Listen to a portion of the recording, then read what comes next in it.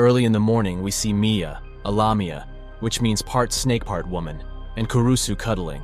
Kurusu tries to wake Miia up, but she asks for 5 more minutes to rest and let her body warm 5 more degrees as it is cold out. Kurusu tries to get out, but Miia pulls him inside her honkers and fully wraps her tail around him. This must be what heaven looks like. Kurusu grabs the end of her tail and starts to caress it, making her climax. She finally gets up, telling him he was quite feisty. Later, Kurusu prepares the bath, and just then Miia suddenly enters top naked, making his nose bleed. She casually makes her way into the tub when she notices his eyes on her. Kurusu tries to run out only to be pulled into the tub by Mia's tail. She starts undressing him when suddenly a cold shower pours into her, shocking her and freeing Kurusu. As he prepares breakfast, the TV announces the first idol group with demi-humans having consecutive hits, and of the interspecies bill, which allows communication between humans and non-humans. As he hears the announcers talk about the world not changing as much after the bill, and disagrees, he jumps out of fear hearing Smith's voice. His interspecies exchange coordinator, Smith says she is here to check that no harm is done to Miia. He questions her as she is the one whose mistake brought Miia into his house, rather than to the actual host family, which Smith flat out denies. Smith informs him that he needs to study the law as Miia likes it here, and is there to stay. Kurusu tries to defend himself, as he would not hurt her only to experience a jump scare by Smith, who whispers into his ears that harming her includes popping her cherry too. Kurusu has a sausage, making it a possible situation, so Smith asks him if she has not offered, as she can be really frisky. Smith informs him that demi-humans are representatives of their entire species, so if they were to be defiled by humans, they would be arrested immediately, and she would be sent back to their homeland. Smith continues her question, as she thinks Kurusu is an easy one to seduce and starts touching him. Then Miia comes in and yanks Kurusu with her tail towards her, yelling at Smith that no one touches her darling hearing.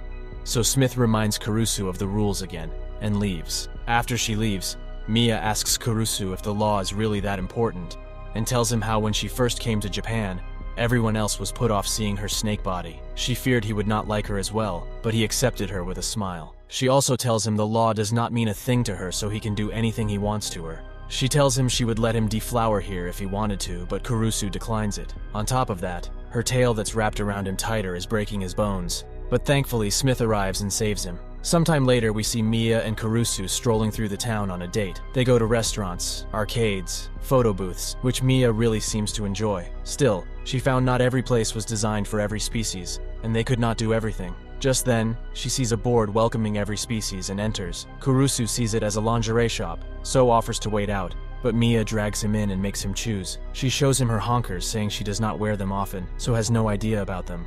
As she drags him in the changing room as well, when he comes out in a panic, he accidentally grabs her panties, which Miia gets shy about. His curiosity about how she wears her panties is finally answered. After this, they walk out, but some other humans hear Miia calling Kurusu darling and start laughing, making her angry. Miia strikes at them, but Kurusu gets in the way, reminding her that she will be deported if she hurts humans. To escape the crowd forming, they run into a love hotel where Miia gets fresh and finds some rubber and asks him what they are. Suddenly, she takes her robe off and asks him if he is also afraid of her, and only treating her well because of the law. Just then, the door breaks down as the police barge in to protect Miia. As they walk out, they meet the same humans making fun of Miia in the street. They again start laughing at her and pass comments making her angry. But this time, before she strikes them, Kurusu shows his superhuman strength and knocks them out. At home, Smith bandages Kurusu, and he also gets a chance to give a heroic dialogue about protecting Miia, cause she is a girl first. Miia gets so happy hearing this, she asks him to start from where they left off, which results in Smith's entry again asking for dinner. Kurusu serves her curry while Miia pouts. The next day, while doing laundry, Miia seems really happy that Kurusu was so cool yesterday. Suddenly, a bird human flies there and takes Kurusu with her, literally 2 seconds after Miia promised to protect him. After a while, Kurusu wakes up on a tree in a park. The bird lady introduces herself as Papi the harpy, but she herself seems a little confused about it. Kurusu asks Papi about her host family to find out why Papi kidnapped him. Just then, she spots an ice cream stall and starts moving towards it. But suddenly she forgets who Kurusu is, as she has a bird brain. After buying the ice cream, she starts explaining that she ran away from her coordinator. While explaining this, she realizes she is in trouble, as she could be deported, and drops her ice cream. She starts whining about it, so Kurusu offers his popsicle, which she enjoys thoroughly. People around them start giving Kurusu dirty eyes, making him snatch the popsicle out of her mouth, making her sticky all around. Kurusu tells her to clean herself, but she strips right there to take a bath in the fountain. Just as she pulls Kurusu into play, Miia finds them, and she starts to shout at Papi as she thinks Papi kidnapped him and wants to elope with him. They start fighting each other while Papi rips Mia's clothes, and Miia wants to make chicken soup out of Papi. But while all this is happening, Kurusu notices no one is looking at them as a girl is stuck on a tree. Taking this chance, Kurusu makes both the girls dress. Papi tries to fly to rescue the girls but falls face down as her wings are wet. Miia climbs the tree and tries to save her, but ends up scaring the girl. The girl starts to fall, but Papi flies and catches her, but her heavy wings drag her, making her land on Kurusu. Everyone praises Papi, making Miia upset, but Kurusu acknowledges her. Just then, a policeman comes around and thanks them. He asks him about their host family. Miia has Kurusu, and realizing Papi could be deported, she sticks to Kurusu. He suddenly claims that both of them live with him, but the officer does not believe them, and asks for papers, making them sweat. Suddenly Smith arrives and hands him the papers. That night, Smith explains that she could not find a host for a runaway like Papi, so she was planning to force No to ask Kurusu to take care. All agree to this. Even Miia surprisingly does too, thinking Papi is a child, but as soon as Smith tells her Papi is the same age as her, Miia barges into the bathroom where Kurusu is bathing Papi, and starts lecturing Papi to stay away from Kurusu. The next morning, Kurusu goes shopping as the fridge is empty. He is walking thinking about his budget, and suddenly gets knocked down by Centaurea Shianus, who has special freedom to find their masters. She has learned from mangas about the intersection soulmate, but Kurusu denies it. Kurusu calls Smith, but as it's her day off, she asks him to take care of it. Suddenly they witness a purse thief. Being from the centaur clan, Centaurea cannot ignore it, and asks Kurusu to join her, as she cannot lay her hands on the thief due to the law. Kurusu tries to ride her only to get hit in the face. She makes him hold onto her waist and runs as fast as she can. While chasing, circumstances make Kurusu hold onto her honkers for his dear life, for plot reasons, of course. At a point, Centaurea's honkers come out of her shirt, also making the thief crash, and Kurusu ends up riding her. She gets up to stain her sword with Kurusu's blood, but the thief gets to her sword first and attacks her. Kurusu, being the hero, jumps in front again and gets sliced. Later it turns out the sword was a fake, and Kurusu is okay. While explaining all this, Smith also explains that riding a centaur is like marriage to them. As soon as he realizes what has happened, he falls on his knees to apologize. But Centaurea seems to have calmed down, and asks him to call her Saria, and apologizes for dragging him into the fight. Saying so, she pledges her lifelong loyalty to him, but gets interrupted by the other two girls. At last, they all sit for lunch, debating who keeps Kurusu first. One night, all the girls grab Kurusu and fight each other, talking about marriage. The previous day, we see Miia revising the bill with the girls, where she ranks herself first, as she had lived with Kurusu the longest, and the girls fight about that again. Just then, Kurusu asks Saria to fill out her application, but Miia notices Saria's footmark on him, making her angry. Kurusu explains that he entered the bathroom while she was already there, resulting in this. This again instigates another fight between them. Suddenly, Papi's head overheats due to the bill, so she wants to take a bath. Kurusu asks the girls, but they are busy fighting, so he goes to take a bath with her. Papi starts undressing, but Kurusu makes her wear a swimsuit, while wearing which they make some sus sounds. Hearing this, Kurusu needs to cool himself, so he jumps into the bath. Papi also jumps on him. He thinks they behave like parent and child, but she tells him she thinks of him as a sibling, as he is kind to her even while scolding, and he praises her. But suddenly she puts his hands on her honkers, saying she felt her heart jump last he did so, and she wants to feel the same again. As he explains siblings don't do that, she tries to use force, but Saria shoots arrows at her as she found out Papi's age, and now she won't let her do stupid things. Miia also enters shouting at Saria about her application, but Saria brushes past her with Kurusu on her back. She takes him to the park. There he asks her to cool down a little as she is in Japan, and to take advantage of the bill to gain a little freedom from her culture. He asks her if there is anything she wants to do, so she asks him to hold her hand, which makes her all shy. Just then, the other girls arrive, and again start their fighting over him. As they start to use force, Smith fires a tranquilizer, but as always, Kurusu comes forward and gets hit. Later, when he wakes up, he sees the girls looking worried. They tell him they will hold back and not cause him trouble from now on, to which he objects, and tell them they do go far, but as they are living together, they are family. This makes Smith smile as she explains that there is an amendment in the process saying humans can marry non-humans. So she asks him to marry one of them. Dropping this bomb, she leaves. Kurusu is in deep thought now, as first she told him not to lay hands on them, and now suddenly this marriage proposal. That night, Miia approaches him saying he does not have to marry if he does not want to. But finding out his dilemma is not about the magic itself, she becomes pleased. Miia moves forward to him and tells him how snakes mate all night long, wrapped around each other, and starts licking him. Before Kurusu can react, Papi enters the room, crashing through the window. Papi too starts showing her horny self and tries to mate with Kurusu when Saraya bursts through, saving him. She explains their behaviors as she points out it's full moon, which awakened their instincts tonight. Suddenly, Saraya too goes out of control and offers her honkers to him, thinking if he proceeds tonight he might die. Kurusu tries to run away. Hiding, he calls Smith, who tells him to decide who to marry, or they will keep acting this way. Suddenly the girls catch him, but the way he falls on a ketchup bottle looks like a crime scene, cooling the girls down. The next morning, all injured, he announces that he is going to make his decision. Until then, he is going to date all three of them, and collapses. The next night, everyone is thrilled with the proposal, and has their thoughts when Kurusu calls them for dinner. Miia goes into the kitchen and opens the pot, but instead gets attacked by a slime monster. Miia falls. While Kurusu is taking care of her, the slime again attacks him. When Saraya tries to defend him, her sword has no effect. Suddenly, the slime bursts, making everyone slimy. Kurusu runs to take a shower. Saraya joins him, saying she wants to protect him, and was also hoping he could clean her.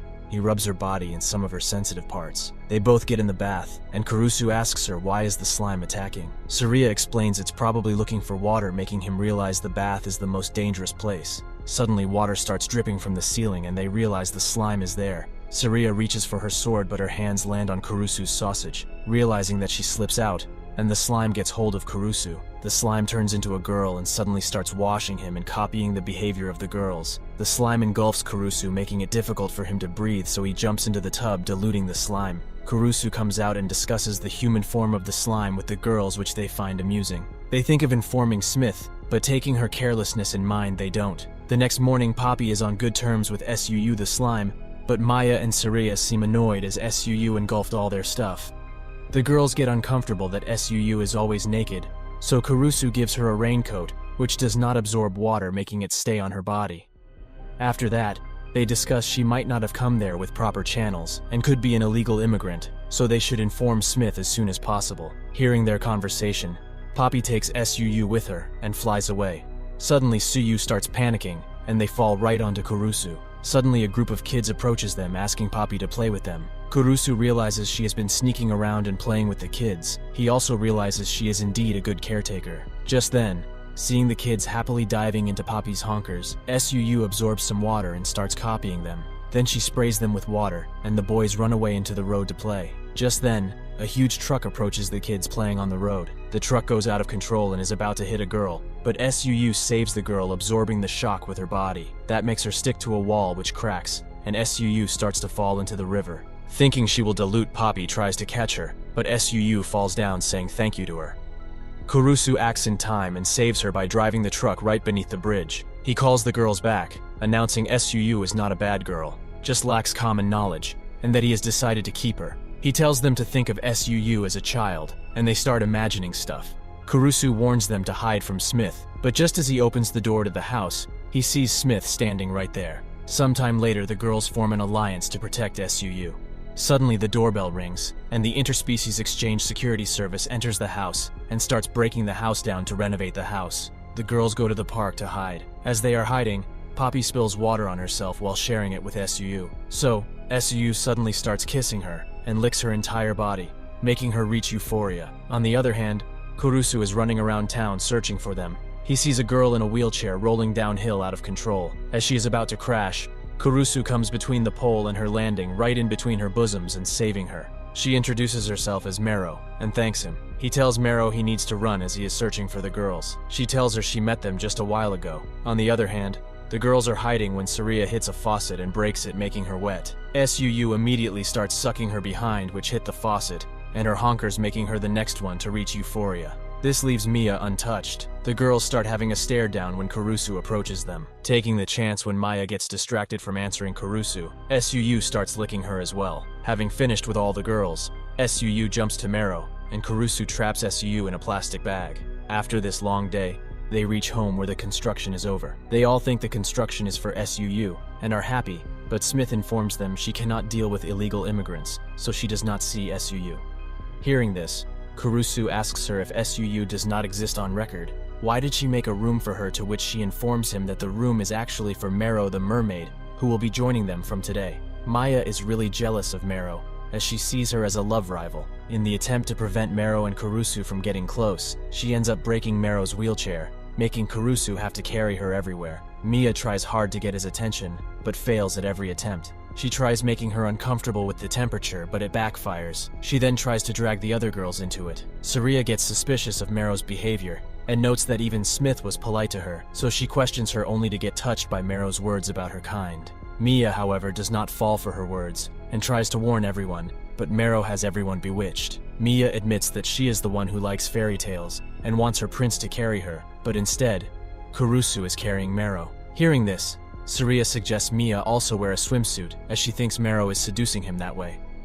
They enter the pool, but Mero dives into the pool with Kurusu. Miia thinks Mero is showing her true colors, and dives into the pool, but ends up drowning. Kurusu saves her, and Mero hugs her tight to warm her temperature. Kurusu tells her to go take a warm bath, and Mero joins her, where Miia learns that Mero desires a tragic love story, and is not thinking of marrying Kurusu, instead, is supporting Miia and Kurusu. One day, Kurusu finds a patch of scale near the door. Thinking it's paper, he picks it up, only making Miia jump on him in an attempt to hide it. She cries that she can't shed properly at the time when Kurusu has marriage in mind. Hearing this, Kurusu explains she might be shedding due to stress as snakes do, so revealing he has been studying. He offers to help her shed and starts peeling her, which makes her moan uncontrollably, especially when he reaches her ends. He then starts peeling the front, which ends in him penetrating.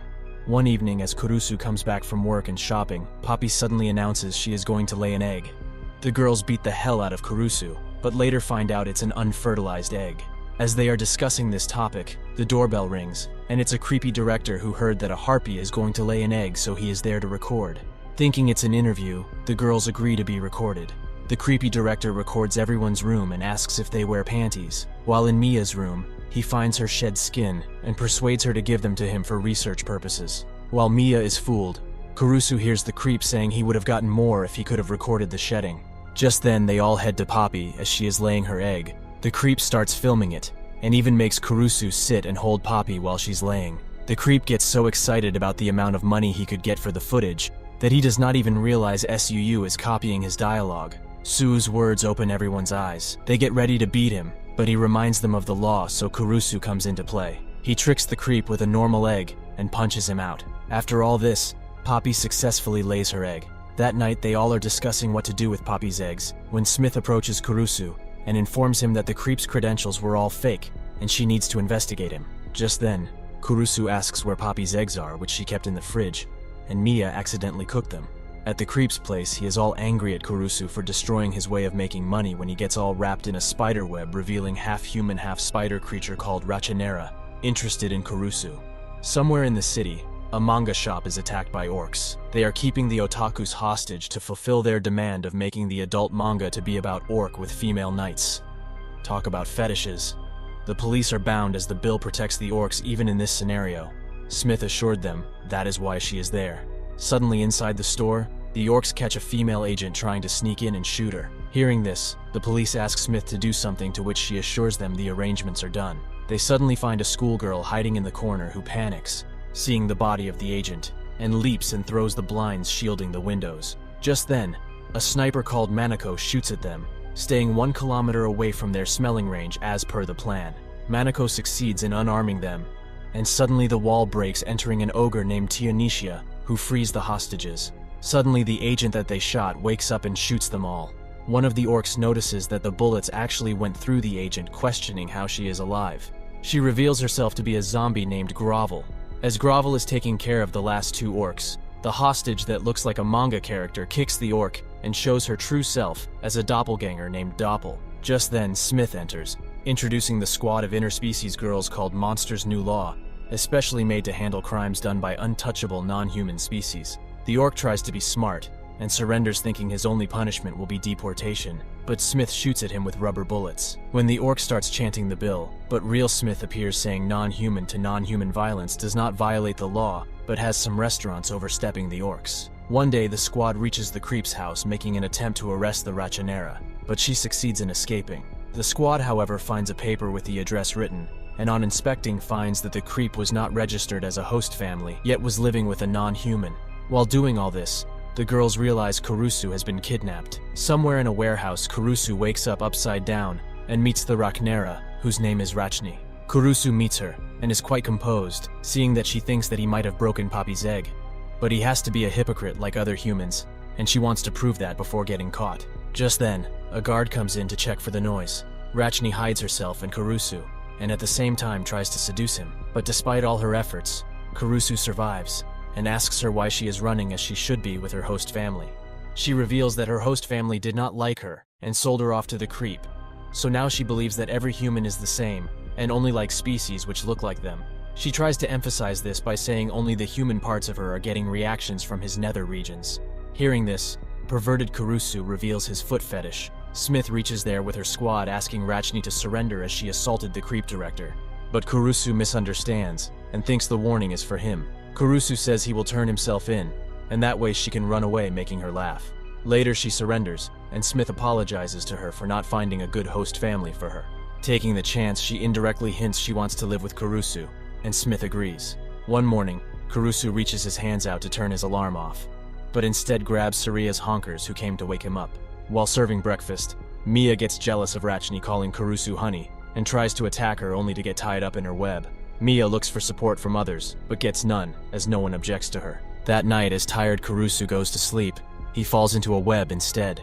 When questioned, Rachni says she is creating a romantic rendezvous. Saying so, she undresses as the girls won't be a pest right now. But Saria slices the door down and leaves with Kurusu through the window, making Rachni believe she might be more dangerous than her. One day, Smith invites Kurusu into a maid cafe. The girls follow him as they suspect him of cheating on them with Smith. They send Mero in disguise with the help of SUU inside the cafe. They want her to find out if they are on a date, but Mero can't stop acting her part as she is imagining her tragic love story. Miia scolds her, and while this, Mero hears Smith talking about a date with Kurusu. While hearing their conversation, Mero sweats, and SUU starts searching for water inside Mero's skirt. SUU makes Mero reach euphoria, and while this is happening, Kurusu and Smith leave the cafe. Next, they head over to the arcade where Papi blends in with a crowd of cosplay parties and spies on them. While Papi tries to contact the other girls, the phone falls into her SUU make breakfast, and she starts massaging them in public to make SUU spit it out. While trying to get the phone, the scenario gets more bizarre and attracts more attention as the phone slides down her breast into her panties, and she rubs all over to get the phone. While the phone is in her panties, Saria calls her and it vibrates, making her reach euphoria. A group forms around her and shields her from Kurusu and Smith's eyes as they head out. Next, the two of them go to the park where Miia and Saria disguises as ice cream vendors by making SUU their uniforms and spy on them. Having divided SUU into two uniforms, Saria's bust have to fit into a tight shirt, attracting a lot of customers to the truck. The crowd makes the two leave the site, and Miia catches them leaving. She hurries behind them, pulling SUU with her, and leaving Saria without a shirt in front of the crowd. Miia goes all stealth mode, but Rachni follows her to a love hotel and finds them through her webs. She wants to capture material to blackmail them. Miia can't believe that he is cheating on her, so she grabs Rachni and asks her to climb. Hearing their noise, the M1 girls pull them into the room, shocking the girls. Later, they all gather around, and Smith apologizes for not telling them that a threatening letter came for Kurusu saying someone will kill him if he marries any of the girls. So they tried to lure the killer out by pretending to date, but it did not work with her. So later, Tionisia, the ogre from the Mon team, goes on a date with Kurusu to lure the sender of the letter. She gets really excited about everything, and drags Kurusu all around town. With Tio, they first go shopping where clothes get stuck on her butt as she takes them off. So she asks Kurusu for help, who accidentally pulls her underwear down with the skirt. She gets so excited that she jumps out of the changing room in her undies and buries Kurusu in her honkers. After all this, when no one suspicious comes around, they change the date to movies with Zombina. Although while walking, she drops her hands, scaring everyone around, and Kurusu stitches it in a cafe. Man of many talents. This spikes a convo about him not getting repulsed, and in Kurusu saying the right thing without knowing and making her heart beat. Although seeing him not tensed, she drops her honker and shocks him. She makes him stitch it, and as he does, he sees that she feels no pain, but when he goes to stitch the bottom, her moans come up.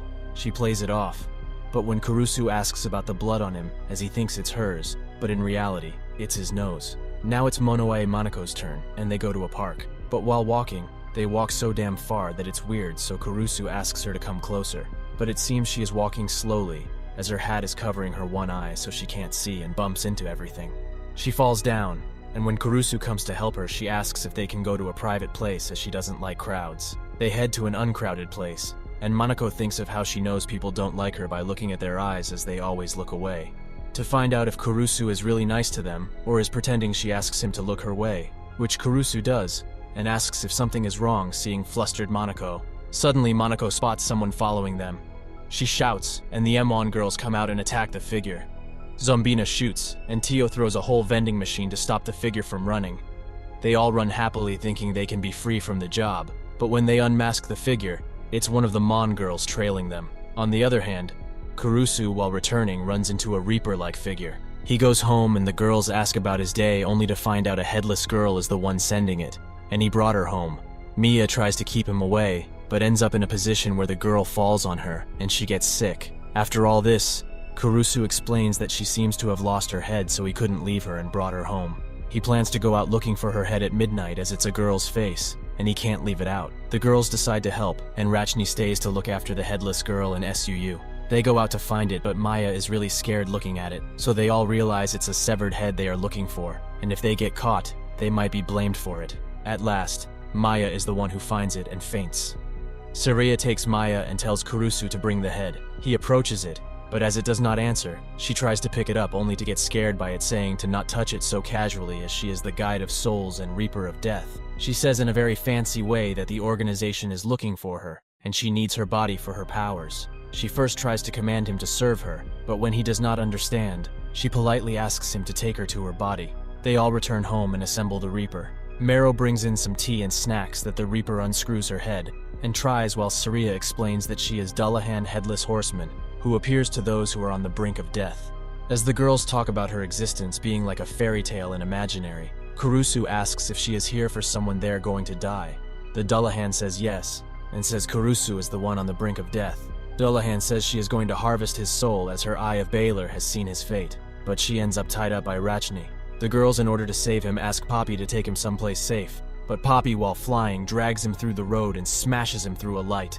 Just as he is about to splatter on the ground, SUU jumps in and saves him. Seeing the event, the girls panic, thinking he really is on the verge of death. Saria, thinking this might happen, has prepared a saddle so they can run away. While they run away, she saves him from an accident, and starts dreaming of a life away, as she thinks of this as honor through dishonor, the greatest desire of a knight. While she is dreaming about their life ahead, she does not even realize Kurusu has slipped and is being dragged by her. As she realizes, she stops throwing him forward. Loathing herself for not realizing, she thinks of him being on the verge of death. Just then, Dullahan appears. She throws Kurusu into the water to handle Dullahan on her own. I don't know about Dullahan, but the girls might actually kill him. In the river, Mero has her fantasies and asks him to fertilize her eggs before he dies as a remembrance. She drags him underwater to do the devil's tango, but Miia comes in time and saves him. She thinks it's bad they keep putting him in danger. Suddenly, she gets pulled up by Rachni's web. Rachni is with Dullahan and says he can't avoid his death, so they should stop making him suffer and put him out of his misery. Hearing this, she asks them to kill her first. While her speech is going on, he wakes up and says they are so gullible, and says if he gets home, he will get married. Saying he is going home, he walks right into a truck's way, but turns out it's just a toy truck, and he explains that he is not fated to die. They reach home and Smith explains she is not really a death god. She is Lala, who ran away from Smith again. How many is this? 7? 8? Is she really fit for her job? She asks her why she wrote the letters, and Lala starts her long speech, but Smith cuts her and asks her why she came there. Lala explains she came there because she was shocked he did not die, even when he was on the verge of death, so she must harvest his soul. Smith becomes really scared hearing this and says every host family she goes to goes missing. Lala explains they were not on the verge of death, to which Smith says they won't send her to a dead host. She offers to stay there and observe Kurusu, to which suddenly everyone agrees. For some reason. Smith is impressed that he did not believe her based on her appearance like others, later realizing he understood because he had his emo phase. After all this, Kurusu's budget has become a huge mess, and he can barely survive. Also, the fridge is empty as Miia cooked her poison. He goes to the supermarket, but that is also closed, so they all head to the market. There, Mero does her magic and gets great quality fish. Saria does her magic and gets some free carrots and other stuff, as the non-humans become quite famous among the vendors. SUU understands his dilemma and takes him to Ki, a forest spirit. When Ki does not agree, SUU yanks her and starts sucking her breasts, as that is something that Ki finds persuading. Ki agrees to them and leads them to a place where SUU checks the plants and tells Kurusu which of them are edible. After harvesting all day, they head home. That night, Kurusu makes tons of food and is happy they have leftovers, but suddenly Smith and Emon girls come to eat, finishing up everything. Smith sees him desperate and asks what is wrong, but he tries to avoid it. But SUU tells her about his budget problem, to which Smith says he can reimburse those costs. Subscribe for more videos like this, turn on the notification and leave a like to help the channel out. Thank you for watching.